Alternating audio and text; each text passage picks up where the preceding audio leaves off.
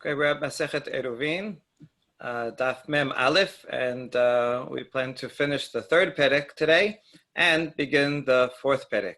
So the end of the third perek is about fasting right before Shabbat, and then the third perek, and then the fourth perek is going to be about someone who is forcibly moved out of his Techum Shabbat, and what happens in cases like that. A lot of interesting cases. Okay, so we begin here with this question. Amar Rabba, ki havenan berav huna iba yalan, bar berav diatib betanita b'male shabbatahu. Ma'ula shlomeh. If someone is fasting on Friday, right, Thursday night, Friday, or just Friday, can he complete the fast? The problem is that Shabbat is a happy day, and one should not enter into Shabbat while hungry and fasting. You shouldn't enter full either because you want to have appetite for a meal, but you shouldn't enter into that in that sad state. So what happens? Either that there's a scheduled fast, a public fast, or a personal fast. Sometimes people have take on a fast on their own. Are they allowed to complete the fast and only start eating after dark, after Shabbat starts? Lahava bideh. Rav Huna did not know the answer. He didn't have a tradition about that. Atai lekamed Rav Yehuda. Lahava bideh. Asked Rav Yehuda also. He didn't have a tradition about it. So a couple of generations later, Amar Rava nechaziyeh anan detanya tisha be'av shechal liot b'Shabbat v'chen erev tisha be'av shechal liot b'Shabbat ochel b'shoteh kol sorko. So Rava says, they didn't have an answer, but let's look. And he found this baraita that says, when Tisha B'Av falls out on Shabbat, or when Erev Tisha B'Av is on Shabbat, in other words, Tisha B'Av is on Sunday, then you can eat. You don't fast on Shabbat if Tisha B'Av. And if it's on Sunday, then on Shabbat, you're allowed to eat as much as you want, even like a big meal like Shlomo Melech. Right? Usually, before Tisha B'Av, you have a small meal, just one cooked dish, right? But when it's Shabbat, you don't have to worry about that at all. Okay, that's not immediately relevant to us, but here's the relevant part. Halayot Tisha B'Av be'erev Shabbat, mevin lo kabesa ve'ochel kedei shelo yikanes LaShabbat keshehu me'oneh. When Tisha B'Av is on Friday, then you fast the whole night, you fast the whole day, but a little bit before Shabbat starts, you eat an egg, so that you should not enter into Shabbat while you are suffering. So there you go. We have a baraita, we have an answer that you should not complete the Tisha B'Av fast. You still fasted, right? But just saying, this is the Oneg Shabbat overrides the completion of Tisha B'Av fast. So you just fast until just the last few minutes. Okay. Now, Tanya, Amar Rabbi Yehuda, Pam achat hayinu yoshvin lifnei Rabbi Akiva. We have a story that backs this up. He says, because one time we were with Rabbi Akiva, Tisha B'Av shechal liot be'erev Shabbat haya, and Shabbat was on Friday. Ve'aviu lo besa megulgelet ugma'aha belo melach, and they brought him a roasted egg, like a soft-boiled egg, and he swallowed it without salt. In other words, he didn't want to get enjoyment out of it. The point was simply to fulfill this halacha. Not that he even wanted it. He wasn't even hungry, but he wanted to teach the students that this is the proper thing to do. Okay, good. So far, that's the lenient opinion. Rabbi Yosef is stringent. He says, no, you got to complete the entire fast. So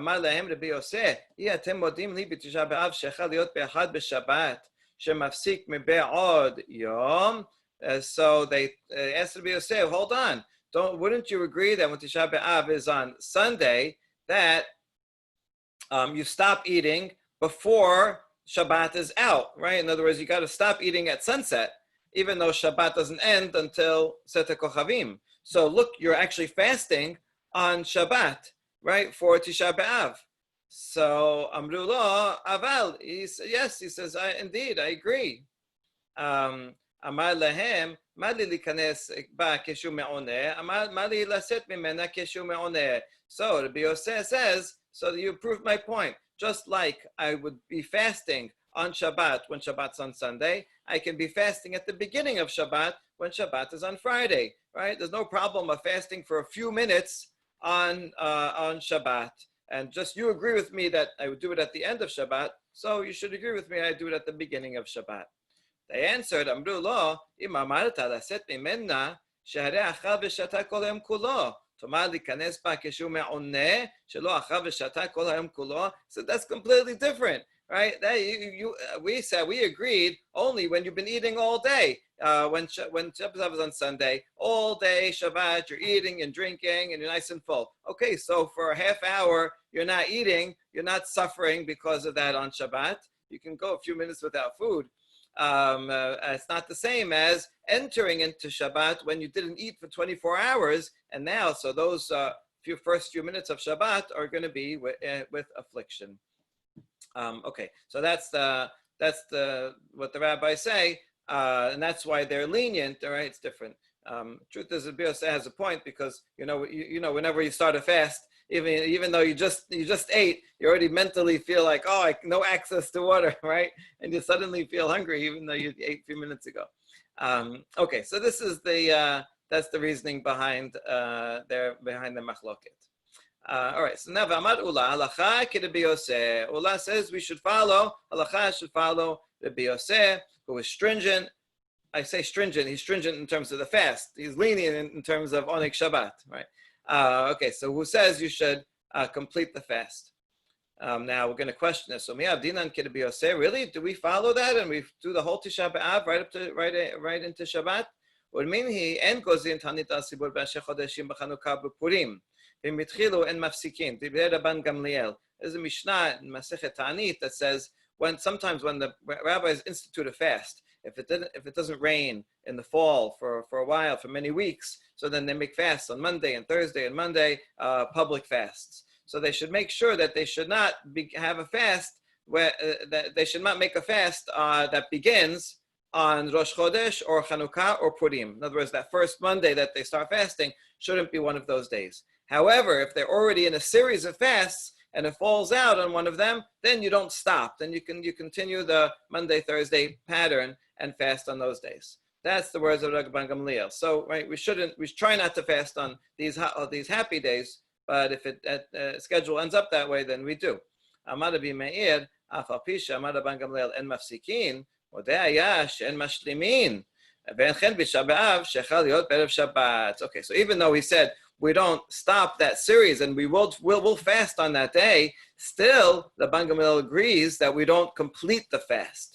Right, so if one of these Monday, Thursday fasts falls out on Chanukah, Purim, Rosh Chodesh, then you'd fast most of the day, but a few minutes before the end of the day, you break your fast to recognize the happiness of the day. And also, so too, that applies to Tisha B'Av, which is on Friday, and you don't complete the fast. So there you go. We have Rabban Gamliel, who is being lenient and saying don't, right, is opposite of Rabbi Yoseh. So what do you mean we follow Rabbi Yoseh if with Rabban Gamliel we don't do that? V'tanya. Furthermore, we have another braita. La'achar petirato shel Rabban Gamliel nichnas Rabbi Yoshua lehafer et devarav. After Rabban Gamliel died, Rabban Gamliel was the nasi, he was the head of the bet din, and so he was not ab bet din, but he was the final say. And so therefore, when he was around, he was the chief justice, so halacha followed him.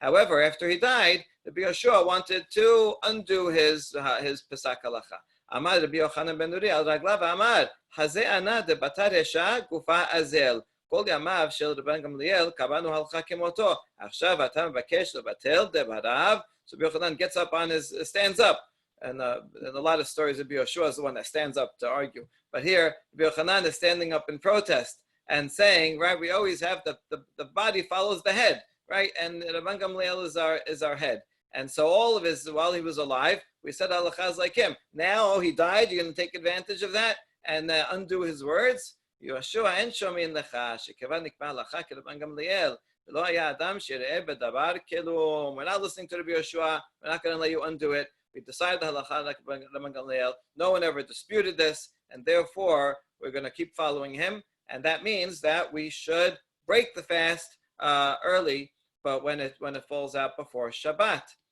So there you go. So why do you say ula? They said halacha is like Rabbi Yosef. Well, we're going to try to resolve the difficulty. Bedorosh Rabban Gamliel, Abud Rabbanan Rabban Gamliel. Bedorosh Rabbi Yosef, Abud Rabbi Yosef. Yes, in his generation we did follow that, and according to this story also afterwards. But in the generation of Rabbi Yosef was the great sage, and so they followed Rabbi Yosef, and they completed they did complete the fast. So it's talking about different time periods. So you can't bring a question from one to the other. All right, fine. But let's analyze. In the generation of Rabban Gamliel, did they really follow Rabban Gamliel? So now we're pushing back the opposite, that people always fasted the whole time. And we have a beraita, Tanya. Amar Rabbi Elazar ben Sadok, Ani הייתי מבני סנאיו בן בנימין. פעם אחת חל תשעה באב להיות בשבת, ודחינוהו לאחר השבת, והתענינו בו, ולא השלמנוהו, מפני שיום טוב שלנו היה. Tamad Yom Tov, Ha'erev Yom Tov Mashlimin. Okay, so you had this group, this family called Bnei Senaav, and they had a private holiday. This was a halacha that went back to the times of the second Bet HaMikdash, that at different times of the year, people would volunteer to bring offerings of wood for the Bet HaMikdash because they need a lot of wood to burn on the altars. And so that day that that family brought them was a special holiday that they would celebrate. And so this Senaav family, their special day every year was the 10th of Av.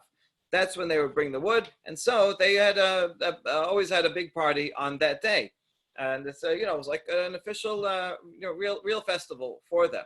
So now what happened is one year Tisha B'Av was on Shabbat, so it's pushed off to Sunday, and so then that's on their holiday. So what did they do? They fasted, but they didn't complete the fast. Everyone else fasted the whole day and completed, but because it was their family's holiday, they didn't complete the fast. So you see, it says we can infer from this that it's only because it was their holiday. But Erev Yom Tov Mashlimin. In most years, Tisha B'Av would have been the day before, right? It was Tuesday and Wednesday, so it would have been the day before their holiday. So only that year they didn't complete the fast. But most years they would complete the fast, even though the next day was a holiday, was their holiday. So that shows that we complete fasts like Rabbi Yosef and not like Rabban Gamliel. And this family was around during the time of Rabban Gamliel. So the point is, even Rabban Gamliel's time, you see, this family completed their fast on most years, but even though they had a holiday on the 10th of Av. So let's see, is that true? Amar Ravina, Shanei Yom Tov Shel Divrehem. He says, no, that's different. That's only a Drabanan holiday, right? Their private holiday, because they brought the wood, is a low-level holiday. It's not, can't compare that to Shabbat or Yom Tov, something that's a Deoraita holiday, and we can prove that. Mitoch shemitanin bo sha'ot, mashlimin bo arbiyot. Right? After all, when it got pushed off to Sunday, they fasted most of the hours, right? The fact that they fasted at all shows that's a lower level holiday. On Shabbat, you would never fast. You wouldn't fast even for a minute, right? On Shabbat, you wouldn't do most of the day fasting, and then right. So that proves that they're different. So in other words, the fact that they ate most years, that they fasted most years, the whole Tisha B'Av, even though next day was a holiday, does not prove that they went against the Rabban Gamliel. The Rabban Gamliel was talking about a Deoraita holiday, like Shabbat. That's when you don't complete the fast the day before. Okay, Shabbat. Shabbat. When we don't fast at all. We don't fast for several hours before sunset. So therefore, we also make sure not to fast the night before, right into Shabbat. Okay. Rav Yosef, Rav Yosef said that this statement that halacha, what Ula said, halacha is in accordance with Rabbi Yosef. I never heard this, right? I never heard that was true. Abaye says, actually, no, you taught this to us, right? And you said it about the following statement. And goes in ta'anit al sibur b'rashei chodashim, right? About that statement, that Mishnah that says we don't start fasting a series of fast days on Rosh Chodesh, right? But if it happens in the middle, then we would, but we don't complete the fast. ואמרינן עלה, אמר רבי יהודה אמר רב, זו דברי רבי מאיר, שאמר משום רבן גמליאל, אבל חכמים אומרים מתענה ומשלים. And Rabbi Yehuda said, you told us all this, and Rabbi Yehuda, in the name of Rav, said that that is only the opinion of Rabbi Meir in the name of Rabban Gamliel. In other words, only Rabban Gamliel said you don't complete the fast. But Chachamim say you do complete the fast, that when we schedule a series of fasts that happens to be on Rosh Chodesh or Purim, then we complete the whole fast. So there you go. My lav akulahu. So does it not apply to all the cases, including Tisha B'Av that falls out on Friday? And so therefore, right, that is the halacha, which is exactly what Rabbi Yosef said, that we should complete the fasts. That's chachamim. So aren't they talking about all the cases? We say, no, not necessarily la, Chanukah, Purim. Maybe they only meant on Chanukah and Purim, then we don't complete the fast because those are the Rabbanan holidays. But Tisha B'Av falls out before Shabbat. Maybe everyone would agree that you do not complete the fast. Right? When Chachamim say they disagree, Mit'anem Mashlim, they're only talking about Chanukah and Purim that you would complete the fast. And Hachinami Mistabera, this also makes sense. If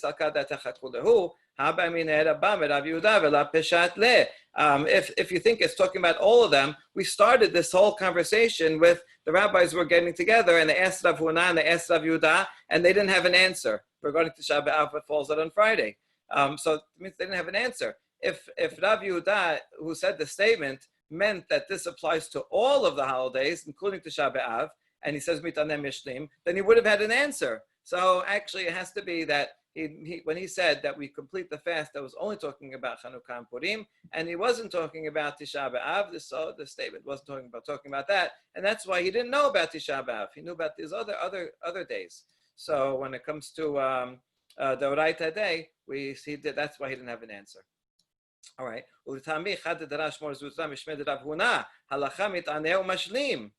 Hold on, Rav Huna was the other stage that they asked, and he didn't know the answer. And yet, Mor Zutra said in the name of Rav Huna that the halacha is that you do complete the whole fast. So how could he say in his name that the halacha is that you're machmir and you complete the whole fast, or you complete the Tisha B'Av when it falls on Friday? But then when they asked him, he didn't have an answer. Rather, this must be two different time periods. When they first asked him that question, he didn't know because he hadn't heard the answer yet. However, afterwards, when he learned that that halacha is in fact like Rabbi Yosef, that's when he said, "Oh, now I heard a tradition." So afterwards, that's when he said, "Halacha is that you do complete the fast." And that's when they quoted him.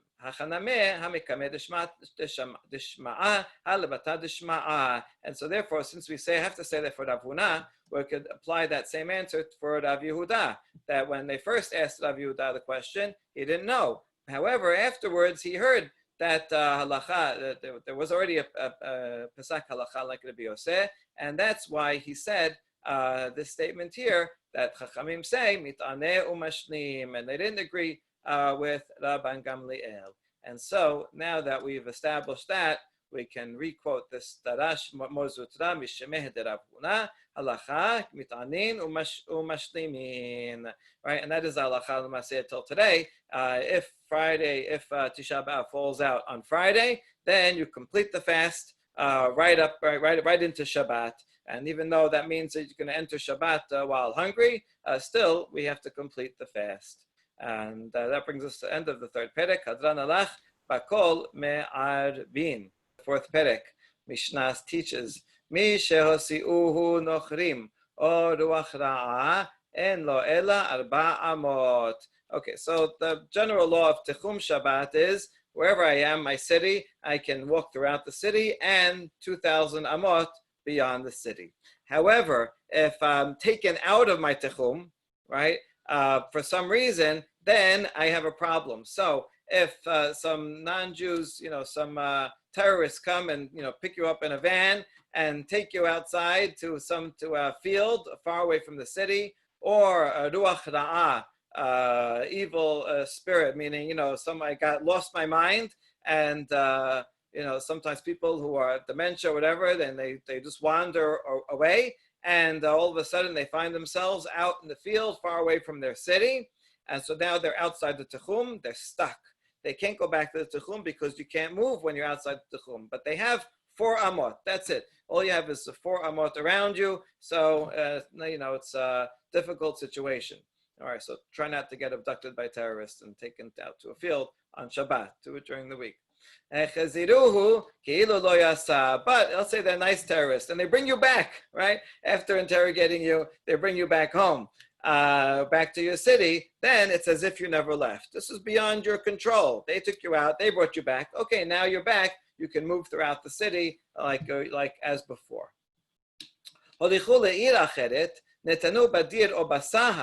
However, if they took you to a different city that's enclosed, or they put you into a pen or a stable, in a jail, in a room, then they say then you can walk throughout that whole city.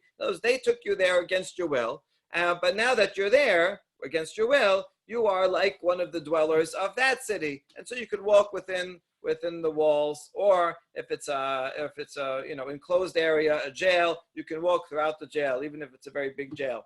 So that's okay. That's the first opinion. Rabbi Yoshua, Rabbi Akiva, Omerim, and lo ella arba amot. No, even in that enclosed area, you have only 4 amot. You're not like a city dweller there. You're outside of your techum, and whether you're outside or indoors doesn't matter. Only 4 amot. We have a story where they actually practice this. Maaseh sheba'u mepelandasrin. It seems to be a city coast in Italy, modern day Brindisi. Okay, so they were far away from home. I don't know, maybe they were going on a delegation to visit Rome. They had some political business. And their boat set sail on Shabbat. Obviously they weren't planning on this, but somehow it happened. Rabban Gamliel ורבי אלעזר בן עזריה הלכו את כולה. רבי יהושע ורבי עקיבא לא זזו מ4 אמות שרצו להחמיר על עצמן. So there you go. They actually followed what they just taught. And so Rabban Gamliel and Rabbi Elazar, they walked around the whole boat, right? They said the boat is an enclosed area, and so even though we're outside the Techum where we started Shabbat, we can walk through the whole thing. Rabbi Yoshua and Rabbi Akiva, they stayed right in their quarters, only walked 4 amot in any direction from where they had been when they exited the Techum Shabbat. And so, because they wanted to be machmir on themselves. When you add that, it sounds like maybe they would agree that technically the halachas they could, but anyway, they're stringent. Probably the story actually comes before the psak halacha. We can learn the psak halacha from the story. Okay, so that's one story. Now, a second story. Pam achad lo nichdesu lenamel ad shechashecha amru lo Rabban Gamliel ma anu lered. So another time they were on a boat. And the boat, was delayed. We had flight delays. They had boat delays. It could be for a long time. And so they didn't get into the port until after dark on Shabbat. And so they had the question, can they leave the boat? If before Shabbat, they were outside of the Techum, before Shabbat started, then they can't move. They can't leave the boat. So Rabban Gamliel, so they asked them, what should we do? And Rabban Gamliel says, Amar lahem mutarim atem, shekevar hayiti mistaken v'ayinu betoch hatechum ad shelo hashecha. This is I checked. I was looking out right at sunset, and I saw that we were actually in the Techum before sunset. It just took a while. There was some bad waves, so it took them a while to actually get to the port. But we were close. We were within 2,000 amot from the port, and therefore we're allowed to descend from the boat, and we could walk around in the whole city without a problem. All right, that's the Mishnah. Now we're going to start off with some Agadah, because we mentioned Ruach Ra'ah. If someone loses their mind and they go and walk aimlessly outside of their city. So a few Agadot about that. Tenor Rabbanan shelosha davrim ma'abirin et adam al da'ato v'al da'at kono v'eluhen nochrim v'ruach ra'a v'diktukei aniyut. So three things cause a person to go against his own will and that of his maker. In other words, make him act irresponsibly, and they are non-Jews. He means, I think, like the terrorists, people that are persecuting him and constantly making him worry, or an evil spirit, kind of a person goes insane, and the extremes of poverty. When someone's always suffering for a long time from poverty, that can also cause them to act against their normal will. So, and why do we need to know this? What's the difference? That we should request mercy, we should pray for them. In other words, when a person does something, acts irresponsibly, because of that, we shouldn't just say, he's an evil person, but rather we should understand their circumstances and therefore pray for them that they should get better. Three suffer so much in this world that they don't have to see Gehinam. They get all their sins accounted for. Elohen diktukei aniyut. That's the same, right? Someone who suffers from poverty. Chole me'ayin v'hadashut. Someone with intestinal disease, and someone who is oppressed. Here it says by creditors or by some authority who's oppressing him. That's the three. And then someone else adds another one. Also, someone who has a bad wife constantly bothering him. All right, so that guy, he gets his Gehinam in this world. All right, now the first opinion, right, he only says three, doesn't say Yishara. Why didn't he count it? So he should just divorce her. He doesn't have to stay married, stuck in a bad relationship and suffer, right? Just get a divorce. So you can't count it as one of the three. But the one that didn't count it says Zimnin. The one that does count it says Zimnin. The ketubata meruba. Maybe the amount of a ketubah is a large amount, and he doesn't have enough money to pay it. And so the lesser of two evils is to stay with her. Or they have children, and so he wants to have his kids together, and that's why. But so he has to stay and suffer. Okay, so what's the difference? Why do we need to know this? That a person who was so afflicted should accept them with love, because he knows that even though he's suffering in this world, but it's removing his sins for the next world, so he can accept them willingly. A sign of God's love for him. Good. Three people that die while they're speaking. In other words, they're perfectly healthy and they die suddenly. Intestinal disease, a woman who gives who's in childbirth, and someone with this hazrokan, some kind of swollen limbs filled with water. What's the difference? Why do we need to know? Well, you might want to prepare shrouds for him in case always have some shrouds around, because sometimes someone in childbirth or something, you never know. Be prepared for the worst case. Okay, that's the end of the Agadah, and now back to the halacha from the Mishnah. Nachman says that if someone goes purposely outside of the Techum, he knows he's violating Shabbat, and he goes out, he has only 4 amot, right? He can only travel 4 amot. So we ask on Nachman, Peshita, of course, Mishnah just said, even the worst case, Hashta misheosio nochrim, en lo el 4 amot, yasal adat mi ba'ya. If the non-Jews if these thugs took him out of the Techum Shabbat, and still he can't walk, even though it's not his fault, so all the more so, if he does it on purpose, then he can't walk more than 4 amot. So why are you teaching us this? Maybe Rav Nachman meant this. If thugs took me out on purpose, took me out against my will, and then I'm like, I don't want to stay here, and now I can't move 4 amot, and so I walk back to the city on purpose, even though I know I'm not allowed. So then I have only 4 amot when I get back to the city. Maybe that's what he meant to teach. No, that can't be. Right, the second statement in the Mishnah was if the thugs brought him back, then it's like he never left. That means only if they brought him back. The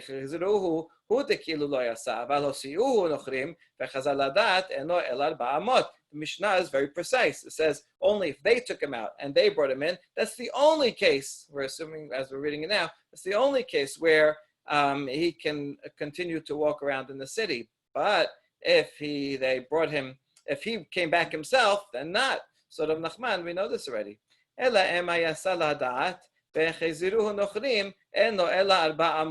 Oh, okay, it could be another case, the last iteration. Maybe I left on purpose, right? I violated Shabbat. And then these thugs came, and maybe they're like, halacha, please. Hey, you're outside your city, right? So they pick me up and they bring me back to the city. So in that case, also, I can't walk more than 4 amot. Says, no, that can't be what Rav Nachman meant either. Now,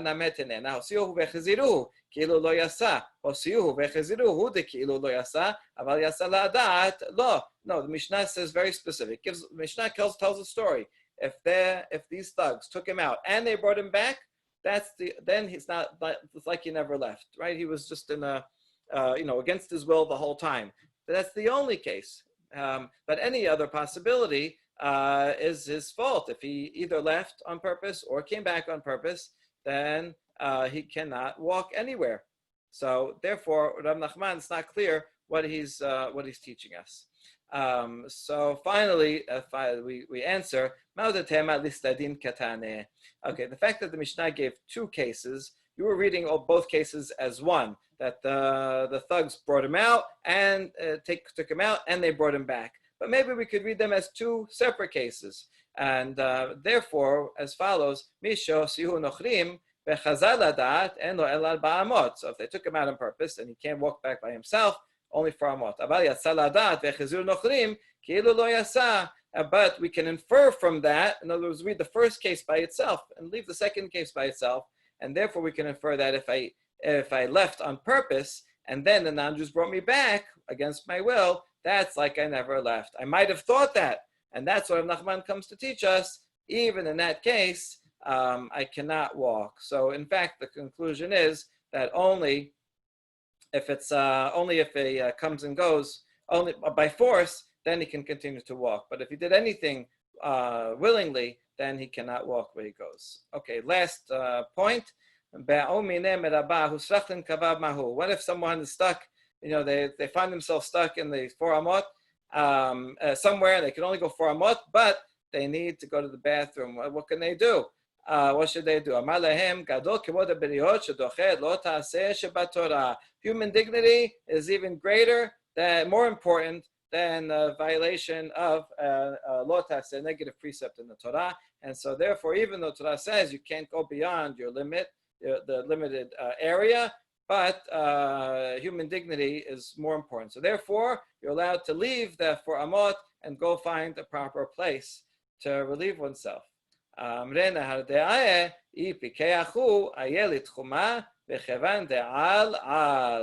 now we have a good strategy. If a person is clever, then you'll leave the 4 amot and you'll find a place to relieve yourself back within the Shabbat limit. Right? Find your way back to the city where you started off. And then once you entered the city, now you're already in the city. So since you got there with permission, therefore you can stay in that city. And so even though this is very difficult halacha that a person's stuck in this 4 amot, but through this strategy, he can get back to civilization. Baruch Adonai, amen.